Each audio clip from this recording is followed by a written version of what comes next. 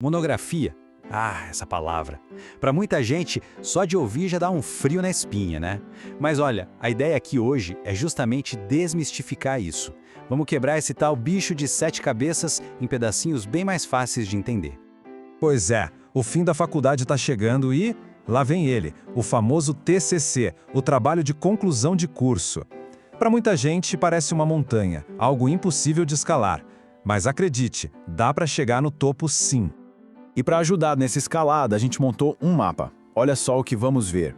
Primeiro, o que é de fato uma monografia. Depois, a gente vai dissecar a anatomia do trabalho. Em seguida, vamos ver como construir o argumento, falar sobre a regra de ouro, que é citar as fontes, e fechar com um guia de sobrevivência cheio de dicas. Beleza, então, vamos começar pelo começo. Afinal de contas, o que é essa tal de monografia? Olha que interessante. A resposta está na própria origem da palavra, lá do grego. Monos significa único e graphein é escrever. Juntando tudo, dá uma escrita única. Ou seja, é um trabalho super focado, um mergulho profundo em um único assunto. Simples, né? Agora, um detalhe que confunde muita gente é o seguinte: toda monografia é um TCC, mas nem todo TCC é uma monografia. Como assim? Pensa só, em arquitetura o TCC pode ser uma maquete, em relações públicas pode ser uma campanha inteira. A monografia é aquele tipo de TCC que é um trabalho escrito, focado na pesquisa acadêmica. E a importância disso tudo? Bom, é gigantesca. A monografia é basicamente a chave que abre a porta do diploma. O trabalho tem que ser apresentado para uma banca de professores e só com a aprovação deles é que vem a formatura. É o último passo. Ok, agora que a gente já entendeu o que tal desmontar essa monografia para ver as peças? Vamos entender a estrutura dela. Então, toda monografia tem uma estrutura meio que padrão, dividida em 3 partes. Para ficar fácil de lembrar, pensa num jantar completo. Primeiro, os elementos pré-textuais, que são tipo a entrada. Depois, os elementos textuais, que são o prato principal, o recheio mesmo. E, por fim, os elementos pós-textuais, a sobremesa, onde entram as referências. Essa primeira parte, a pré-textual, é como se fosse a capa do livro. É a parte mais formal, sabe? Tem a capa, a folha de rosto, a folha de aprovação, que é onde a banca vai assinar, e tem também o resumo, tanto em português quanto em outra língua, e as palavras-chave, que funcionam como tags para o trabalho ser encontrado. Chegamos no filé mignon, o coração do trabalho, os elementos textuais. Aqui não tem muito segredo, é aquela estrutura clássica que a gente já conhece bem. Introdução, desenvolvimento e conclusão. É aqui que a pesquisa acontece de verdade. E já que a gente está falando do coração do trabalho, vamos nos aprofundar um pouco mais nisso. Como é que se constrói um argumento que se sustenta?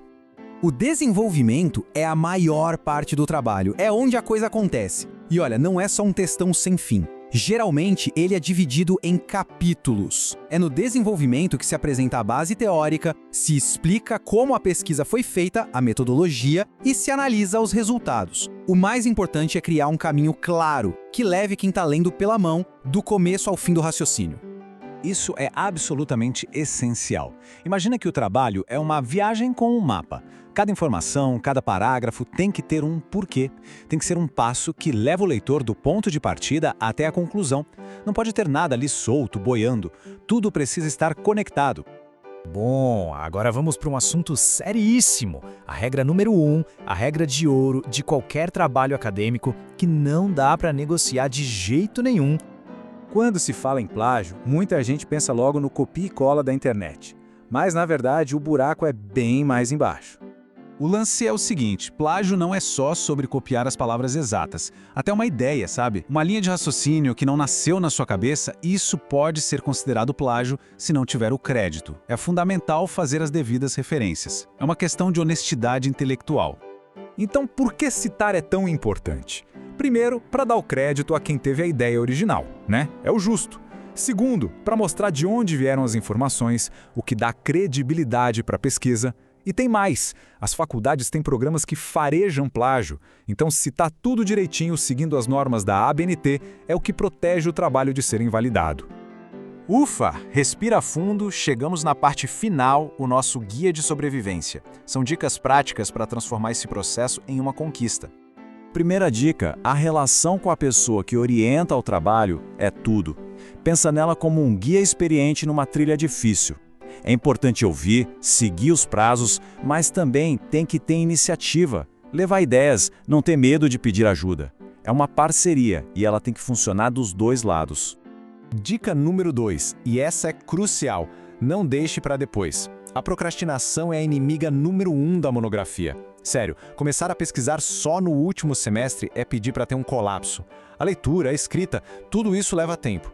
O segredo é quebrar o trabalho em metas pequenas, semanais, isso organiza tudo e salva umas boas noites de sono.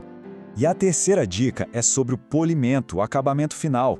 Um trabalho bem escrito precisa de revisão, várias vezes. Caçar erros de português, ver se as frases estão claras, se uma ideia conecta com a outra. E uma dica de ouro. Já começa a escrever o trabalho formatado nas normas da ABNT. Isso vai poupar uma dor de cabeça enorme lá na reta final. Então, no fim das contas, em vez de encarar a monografia como um obstáculo, por que não ver como uma oportunidade?